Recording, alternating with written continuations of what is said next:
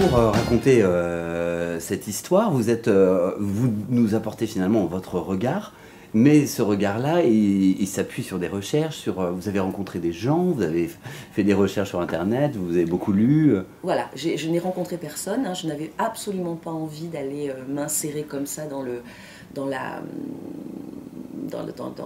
vie très très privée de proches de victimes. Ça c'était hors de question, puis je ne suis pas journaliste, hein, donc je suis que romancière. Par contre, j'ai fait énormément de recherches Internet. Heureusement qu'Internet existe pour ça, pour nous, quand on a besoin de trouver des éléments judiciaires, juridiques, pour pouvoir recréer notre histoire. Je suis allée chercher dans la presse italienne, puis anglaise, tout ce que je pouvais trouver sur les avancées de l'enquête.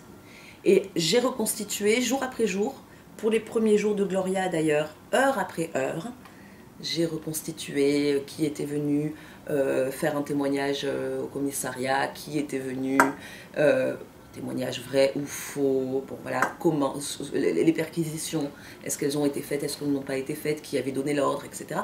Donc j'ai tout recréé comme ça sur presque 20 ans d'enquête. Et une fois que j'ai eu ma trame, mes petites fiches, ma frise chronologique, je me suis retrouvée face à un chaos total. Quelque chose que je ne comprenais absolument pas dans les motivations, les actes, que ce soit des policiers, de la magistrature, des témoins.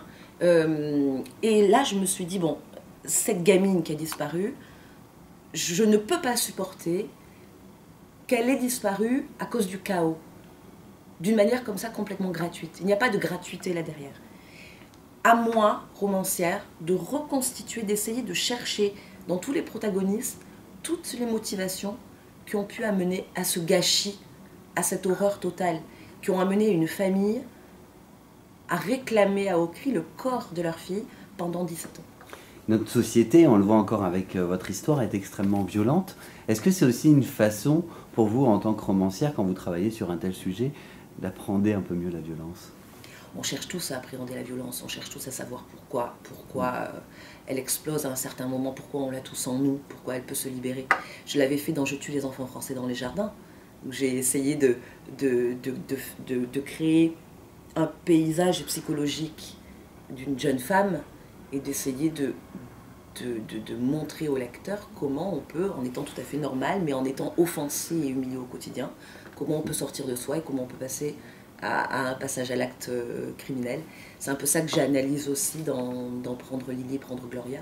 Comment est-ce que des gens normaux peuvent, normaux, ou presque normaux, ordinaires en tout cas, puisqu'il n'existe pas de monstres, il n'y a que des actes monstrueux, comment est-ce que des gens normaux peuvent basculer du côté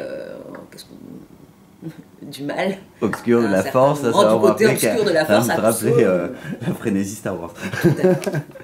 Et c'est très intéressant en tout cas parce qu'avec ces 4 livres, vous construisez donc au fur et à mesure de livre en livre une œuvre et on sent que pour l'instant tout ça est extrêmement cohérent dans le thème. Est-ce que c'est un thème justement sur lequel pour l'instant vous avez été jusqu'au bout ou alors pas du tout, vous avez encore plein d'histoires à raconter? Oui, je continue à chercher, obsessionnel quoi. C'est obsessionnel, voilà, je continue toujours à chercher ce moment, comment on fabrique cette étincelle qui nous fait basculer. Bon alors c'est parfait Marie, parce que ça c'est la bonne nouvelle, c'est du ressort romanesque, on sait nous lecteurs, parce que moi j'ai apprécié ce que vous avez proposé avec Prendre Lily et Prendre Gloria. J'ai les 2 autres bouquins mais je les ai pas encore lus et du coup ça me donne envie d'y aller. Mais du coup c'est une bonne nouvelle parce qu'on se dit maintenant que moi j'aime ce que vous faites, pour ça que je le transmets aux internautes, je vais pouvoir vous suivre parce que vous avez donc plein de projets dans les cartons, vous avez envie d'écrire plein de choses. Est-ce que vous serez aussi sur d'autres thèmes ? Est-ce que vous avez envie d'aller sur d'autres choses? Oui, là par exemple, je suis en train de travailler sur un roman d'amour. D'accord. Il y a un roman d'amour sous ma plume. C'est vrai que pour l'instant, ça a un peu manqué. ça risque d'être plutôt, on va dire, féroce. Okay. Voilà, pourquoi pas. Ça a fini en crime passionnel. Ah, je ne peux rien dire pour l'instant, ce n'est pas encore fini. Mais oui, je crois que tous les thèmes de la vie... Ce qui m'intéresse, c'est de savoir, voilà, l'humain lambda. L'humain lambda pris dans cette noirceur du monde, qu'est-ce qu'il en fait? L'ordinaire, voilà, l'être humain ordinaire. Pour écrire justement là-dessus, vous aimez les gens?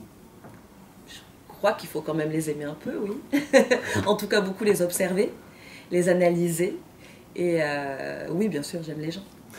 Marie Nozer, un grand merci pour cet entretien. Merci beaucoup. Je rappelle donc votre diptyque en grand format, Prendre Lily et Prendre Gloria.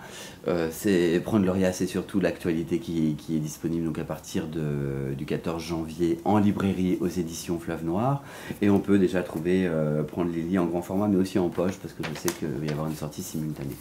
C'est chez Pocket, c'est ça? C'est chez Pocket. Un grand merci à vous. Merci beaucoup.